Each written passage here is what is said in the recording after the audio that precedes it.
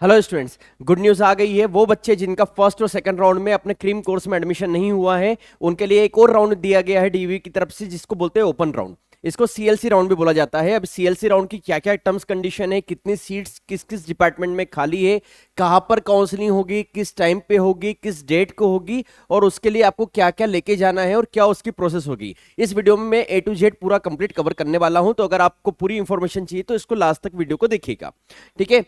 सबसे पहले बात करते हैं, ये आपका ऑफिशियल आ गया है सर्कुलर में क्या बोला गया है कि जिनका फर्स्ट और सेकंड राउंड में मेरिट के आधार पर काउंसलिंग हो चुकी है वो लोग भी इसमें जा सकते हैं। जिनने किसी और डिपार्टमेंट में एडमिशन लिया उनको अपग्रेडेशन करना है, या वो लोग जिनने अभी तक फर्स्ट और सेकंड राउंड में रजिस्ट्रेशन नहीं करवाया लेकिन फिर भी एडमिशन लेना चाहते हैं, उनके लिए भी यहां पर एक ऑप्शन अवेलेबल है। वो क्या चीज है, उनको 1500 रुपए लेके जाना रहेगा इस काउंसलिंग के लिए। 1500 रुपये आपको लेके जाना रहेगा। जिन बच्चों ने फर्स्ट और सेकंड राउंड में रजिस्ट्रेशन नहीं कराया था, मतलब जिनके पास मेरिट नहीं है, वो लोग भी जा सकते हैं। सिर्फ 1500 रुपये आपको वहां पर जमा करना रहेंगे, ठीक है। डॉक्यूमेंट्स के बारे में मैं ऑलरेडी आपको सब कुछ बता चुका हूं। डॉक्यूमेंट जिनने एडमिशन ले लिया उनको तो सिर्फ और सिर्फ क्या लेके जाना मैं भी बता दूंगा, और जिन्होंने एडमिशन नहीं लिया उनको वो सारे डॉक्यूमेंट जो अभी तक मैंने बताए हैं वो लेके जाना है। आपकी 12 की मार्कशीट, आपका TC, migration, category certificates and जो भी आपकी बेसिक रिक्वायरमेंट है, स्पेशली एमपी डोमिसाइल। आगे बात करते हैं सीट्स कितनी खाली। अब ध्यान से समझिएगा सीट्स कितनी खाली है बच्चों। तो जिन लोगों को अपग्रेडेशन करना है वो विशेष ध्यान दीजिए, और जिनने अभी तक एडमिशन नहीं लिया वो भी देखिए कि आपके पास क्या चांस है और किस डिपार्टमेंट में आप एडमिशन ले सकते हैं। पहले बात करते हैं बीकॉम ऑनर्स की। बीकॉम ऑनर्स में जनरल की एक सीट खाली है, इसमें कोई भी बच्चा एडमिशन ले सकता है, और एससी फीमेल की एक सीट खाली है। बाकी तो जेएनके और पीडब्ल्यूडी की रिजर्व सीटें हैं। तो बेसिकली 2 सीटें आपके पास है, टोटल 4 सीटें हैं। बीकॉम प्लेन में भी आप देखिए जनरल की एक सीट खाली है और ईडब्ल्यूएस की एक सीट खाली है, एसटी फीमेल की भी एक सीट खाली है। देन बात करते हैं मास कम्युनिकेशन में काफी सीट्स खाली है आपके पास। फिर बीए ऑनर्स इकोनॉमिक्स में भी जनरल की एक सीट खाली है, और यहाँ पर एसटी की भी सीट खाली है और ओबीसी की भी सीट खाली है, ठीक है। मेन बात करते हैं, जो मैं बोलता था जो क्रीम कोर्स है, मैंने बताया था एमबीए का आईपीएस क्रीम कोर्स है। आप देखिए यहां पर पहले तो फॉरेन ट्रेड है। यहां पर फॉरेन ट्रेड में आप देखिए जिन बच्चों का एडमिशन नहीं हो पाया उनके लिए फीमेल में एक सीट खाली है, यूआर फीमेल में, जनरल फीमेल में, और ओबीसी की एक सीट खाली है। फिर बात कर लेते हैं हम MBA e commerce. E commerce में एक सीट ओबीसी की खाली है। देन मैनेजमेंट साइंस देख लिए, आईआईपीएस मैनेजमेंट साइंस 0 सीट्स, पूरा कंप्लीट फिल हो चुका है ये कोर्स। सबसे क्रीम कोर्स यही है। और एक और जो दूसरा क्रीम कोर्स था बीएलएलबी वाला, तो बीएलएलबी भी पूरा फिल हो चुका है। किसी ने शायद अभी हाल एक सीट लेफ्ट कर दी है, इसलिए एक सीट वैकेंट, नहीं तो कि ये भी पूरा फिल हो चुका है। ये 2 कोर्स सबसे पहले फिल होते हैं। फिर बात करते हैं एमबी टूरिज्म। जिन लोगों को टूरिज्म में एडमिशन लेना है उनके लिए काफी सीट्स के ऑप्शन अवेलेबल है। जनरल में 4 सीटें और एसटी में भी 4 सीट खाली है। देन बात करते हैं एमएससी इलेक्ट्रॉनिक मीडिया में ईडब्ल्यूएस की एक सीट खाली है। जिनको सोशियोलॉजी में इंटरेस्ट है, सोशियोलॉजी में काफी सीट्स खाली है। आप देखिए जनरल की 3 और 4 7 सीट खाली है, जिसमें 3 सीट यूआर ओपन के लिए और 4 सीट जनरल फीमेल के लिए। सिमिलरली ईडब्ल्यूएस में भी 6 सीट खाली है, एसटी में भी सीट्स खाली है, बाकी ओबीसी फिल हो चुका है। बीए ज्योग्राफी और बीए साइकोलॉजी दोनों में ईडब्ल्यूएस में सीट्स खाली है, और बीए साइकोलॉजी में एसटी की भी सीट्स खाली है। ये काम हुआ ग्रुप बी का। ग्रुप सी जिनका पीसीएम बैकग्राउंड है उनके लिए अगर मैं बात करूं तो वही आईएपीएस का जो क्रीम कोर्स है उसमें 0 सीट्स खाली है, वो पूरा फिल हो चुका है। एमसीए में जरूर आपके पास 2 जनरल की और एक आपके पास ईडब्ल्यूएस की सीट खाली है, बाकी जम्मू कश्मीर में रिजर्वेशन वो जो अलग है वो अलग है। इलेक्ट्रॉनिक्स में बात करें तो एक सीट फीमेल के लिए यहां पर खाली है, एक सीट एसटी के लिए खाली है। आईओटी, अगर आईओटी की बात करते हैं, एमटेक आईओटी जो नया कोर्स था जिसके बारे में मैंने बताया था, तो एक सीट जनरल की खाली है, 2 सीट ईडब्ल्यूएस की खाली है, ठीक है। फिर अगर एनर्जी एंड इन्वायरमेंटल इंजीनियरिंग में करना है तो उसमें तो काफी सीट्स हमेशा खाली रहती है। देन एआई की बात करते हैं, आर्टिफिशियल इंटेलिजेंस के लिए जो इंटरेस्टेड बच्चे हैं उनके लिए 2 सीटें जनरल में खाली है, और एक सीट यहाँ पर, और वो तो जम्मू कश्मीर कोटा में है। देन बात कर लेते हैं बायोलॉजी वाले। पहले तो बीसीए वाले बच्चों के लिए 5 सीट खाली है। बीसीए वाले बच्चे अगर अभी भी एडमिशन लेना चाहते हैं तो आप एडमिशन ले सकते हैं, यहाँ पर आपके पास सीट वैकेंट मिलेगी यूनिवर्सिटी में।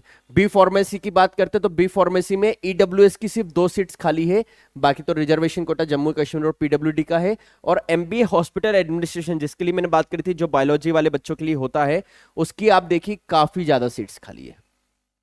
अगर आप बी फार्मेसी में इंटरेस्ट नहीं है और आपको बीबीए प्लस एमबीए जिसमें कॉमर्स प्लस हॉस्पिटल मैनेजमेंट दोनों पढ़ाया जाएगा, अगर आप उसमें इंटरेस्टेड है तो आप वहां पर एडमिशन ले सकते हैं। अब ये सीट्स जो खाली है इनकी काउंसलिंग कब होने वाली है और इनकी कहां पर होने वाली है, दोनों ये इस बार ऑडिटोरियम में नहीं होगी, इस बार प्लेसेस सबके अलग अलग हैं, तो इसलिए इस बार आगे वीडियो को ध्यान से देखिएगा। पहले बात कर लेते हैं आईएपीएस की। आईएपीएस में 3 कोर्स है, BCom honours, MBA management science और एमबी टूरिज्म। ग्रुप बी की अगर मैं बात करूं तो इनकी जो काउंसलिंग है वो 4 अक्टूबर को होगी, सुबह 10:30 बजे रिपोर्टिंग टाइम है। सिमिलरली 12 बजे तक चलेगी। फिर बीएलएलबी स्कूल ऑफ लॉ में 12 बजे से 1 बजे तक चलेगी। आईएमएस में यहाँ पर 4 तारीख को ही आईएमएस में वो 12:30 से 1:30 बजे तक चलेगी। फिर एसओई स्कूल ऑफ इलेक्ट्रॉनिक्स की स्कूल ऑफ इकोनॉमिक्स की बात करें तो वहां 1:30 से 3 है। इस तरह से उनने लगातार स्लॉट्स बना रखे हैं जिनकी पीडीएफ की लिंक मैं आपको शेयर कर दूंगा, मैं आपको दिखा भी दूंगा ये कहां से मिलेगा पीडीएफ। ठीक है, इस तरह से सारे स्लॉट है। ग्रुप सी वालों को भी 4 तारीख को बुलाया गया है और फिर कुछ लोगों को एमएससी इलेक्ट्रॉनिक्स मीडिया और जो बीए वाले कोर्स जितने भी है इन सबको 5 तारीख को बुलाया गया। 4 तारीख को यहाँ तक बीकॉम बीएलएलबी और एमबीए इन लोगों को यहाँ पे बुलाया गया 4 तारीख को और उसके बाद बुलाया गया 5 तारीख को। सिमिलरली अगर इंजीनियरिंग की बात करें तो 4 तारीख को सिर्फ और सिर्फ आपको यहाँ तक बुलाया गया है और उसके बाद स्कूल ऑफ इलेक्ट्रॉनिक्स और एनर्जी इन्वायरमेंट साइंस इन लोगों को 5 तारीख को बुलाया गया। सिमिलरली बाकी लोगों को भी 5 तारीख को बुलाया गया। एक बहुत इंपॉर्टेंट बात जो आपको याद रखनी है, ये बच्चों को नहीं पता, स्पेशली नोट देके इनने मेंशन किया है कि जैसे ही आपने एडमिशन लिया, मतलब आप उस दिन गए, आपको सीट अलॉट हुई, आपको उसी वक्त इमीडिएटली एमपी ऑनलाइन पे जाके आपको सेम डे फीस भरना है और उसकी फीस की रिसिप्ट लाना है। मतलब अगर आप एडमिशन में इंटरेस्टेड हैं, आप कोई भी कोर्स के लिए अप्लाई कर रहे हैं जो सीट्स वैकेंट है, तो आपको उसकी फीस की व्यवस्था आपके अकाउंट में, कैश नहीं, आपके अकाउंट में होना चाहिए और आप अपने पेरेंट्स को लेके जाइए। अगर आपको लगता है कि ये सीट्स आपके काम की तो हाथों हाथ आपको फीस भरना पड़ेगी, तभी वो एडमिशन कंफर्म माना जाएगा, क्योंकि ये ओपन राउंड है, यहाँ पर आपको टाइम नहीं मिलेगा फीस सबमिट करने के लिए। तो ये विशेष ध्यान दीजिए, फर्स्ट सेमेस्टर की फीस आपको सबमिट करना रहेगी। अब जो बच्चे ऑलरेडी एडमिशन ले चुके हैं उनको क्या लेके जाना है? उनको ये फॉर्म का प्रिंट आउट लेके जाना है। जो फर्स्ट और सेकंड राउंड में किसी भी डिपार्टमेंट में एडमिशन ले चुके हैं उनको अपग्रेडेशन करना है, तो उनको ये चीज लेके जाना है। इस चीज में क्या क्या इंफॉर्मेशन है? Name, father name, category, mobile number, basic detail. CUT में अपीयर हुए थे, आपका एप्लीकेशन नंबर यहाँ पर फिल करना है और कौन से बी के लिए और कौन से डिपार्टमेंट में आप एडमिशन ले चुके हैं, नेम ऑफ डिपार्टमेंट यहाँ पर आप फिल करेंगे। अब इसके बाद आप 3 प्रेफरेंस भरेंगे। 3 प्रेफरेंस मतलब आपको कौन कौन से डिपार्टमेंट जिनमें सीट्स खाली है उसमें आपको अपग्रेडेशन करने हैं, तो वहां पर आपसे 3 प्रेफरेंस पूछी जा रही है।